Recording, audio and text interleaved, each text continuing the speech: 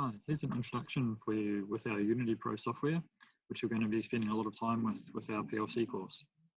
So when you launch it, this is a sort of view that you get, and I've already configured a couple of things in here to show you. But one of the good places to start is under the configuration up here. So that's showing the hardware that's selected. So once we select that one, there we go, gives us a picture of the different PLC modules that we've got installed. And we can drag and drop to select different modules that we're using in there. This one also gives us the hardware catalog up here on the left. So if the PLC that you're using is configured in a different sort of way, then you can replace the module. So discrete, if you don't remember, is another name for digital. So it's got a whole lot of different types in there, and you should be able to see on the module on your PLC what its actual code number is to find it in that list. Later on, we'll get into the communication ones, but we'll leave that out for now. We do have two different types of these processor modules as well.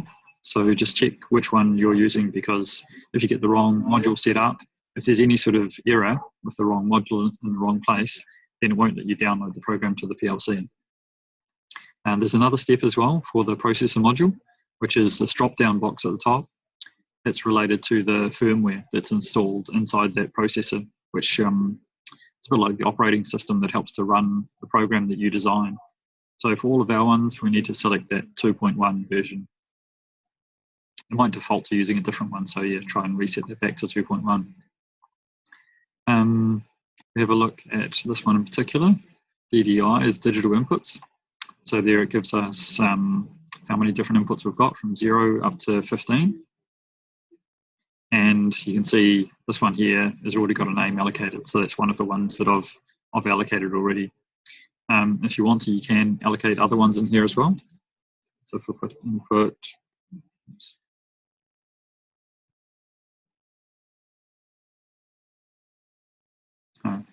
Okay, for some reason it's disabled that for me at the moment.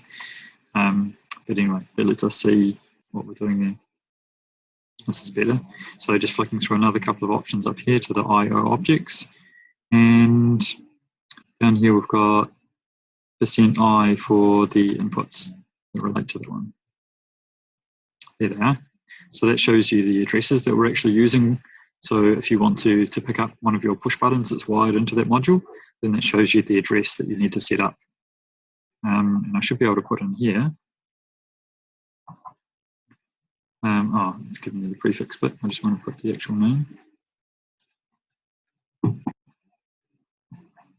There we go. So the input B that I typed in, and it's allocated it to that address. That's one way to set up addresses and variables. There's another way from which I probably use more often. We've got elementary variables on the left side. So I double click that to show what it's got. And there, input A, input B, and I've set up another couple of ones there as well. So you can see this one that I've called membit for memory, that one doesn't have any address at all. So that's something that might be a bit different to PLCs that you've used before, where with this one, we can set up variables, but they don't have to be addressed as %M, like we might have had to do with other ones for memory bits. You can use %M if you want to, but it gives you the flexibility to just create names and not worry about the addresses. Under the types, maybe we'll have a bit more of a look at that one later, but the E-ball is the digital type, and it also gives you the ability to detect the rising and falling edges of those signals. So that's basics about the hardware and the inputs and outputs that we've got. The little program, when you actually want to create a program, so you have to go down a few levels through this tree down here, through the sections, and when you're creating one, you just right click on that and go to a new section, and it gives you the options. The language to begin with, we're just going to use ladder, so LD is an abbreviation for ladder. You can choose whatever name, but I've already created one here. So I called this one first, and it's just got a couple of inputs wired up to an output. Now, down the bottom of the window, we can see a few options here as well. So one of the things in the bottom right, it says that it is not built. So that's part of the process before you can download or before you can simulate as well. So our menu up at the top, we've got a menu for build, and we have to rebuild all the project. So it's a combination of analysing all of the analysing the hardware configuration and the outputs. So it's given me an error message down here. This one, it doesn't like the type for this output. Okay, so that one's bool in our list here. So we'll change that one to eBool. And a little warning message, okay. And let's build again.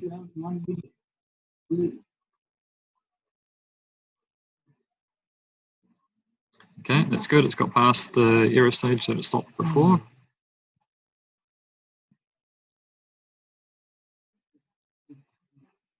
And depending how fast your computer is and how busy your computer is with other things, it might just take a little bit to think about it.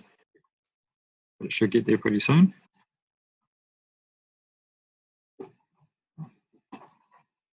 Here we go, success.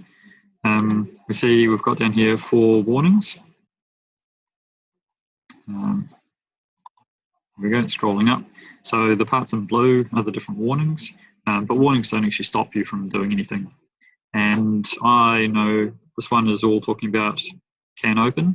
So that's another advanced communication feature that we're not using at the moment, so we can ignore that. So we've got our project built. See down the bottom right, it's now changed to green, saying built. And in the yellow, we've got this TCP/IP 127. Don't worry too much about what it means. It just means that we can simulate. So under here, the standard mode means we're going to download it to a PLC, or select simulation mode for now, so we can simulate it. And we have to connect to the simulator. Or if you were doing a PLC, you'd have to connect to the PLC. It establishes that connection. And then we can transfer the project. And run after transfer, that helps.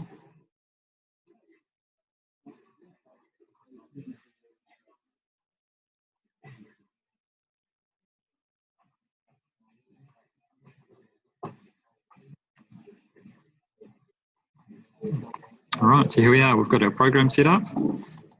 Our memory bit, we can change the value. If we set that to 1, here we go, and it turns on the output. So that's the basics of what we can do with simulating.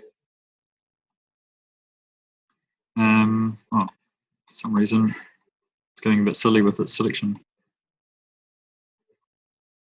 It's supposed to let me select it and turn that one off. Maybe I can set up the other thing, which is quite useful to have if we select all of them. And the animation table is a good way, especially when you get into bigger programs, to control what's going on. So we'll go to new animation table with these ones. And because I had them selected, then it shows me the variables. Now, my memory bit was here.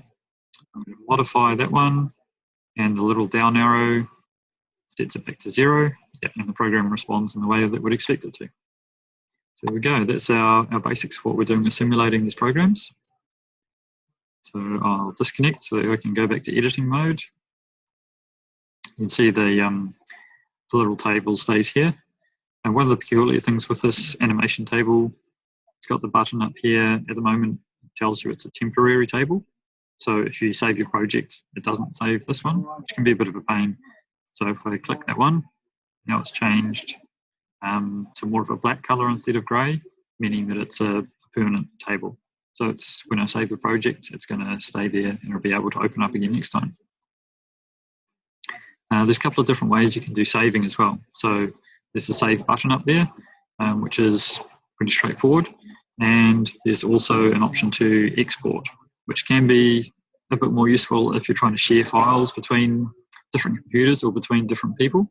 Just gives you one file that contains everything that you need.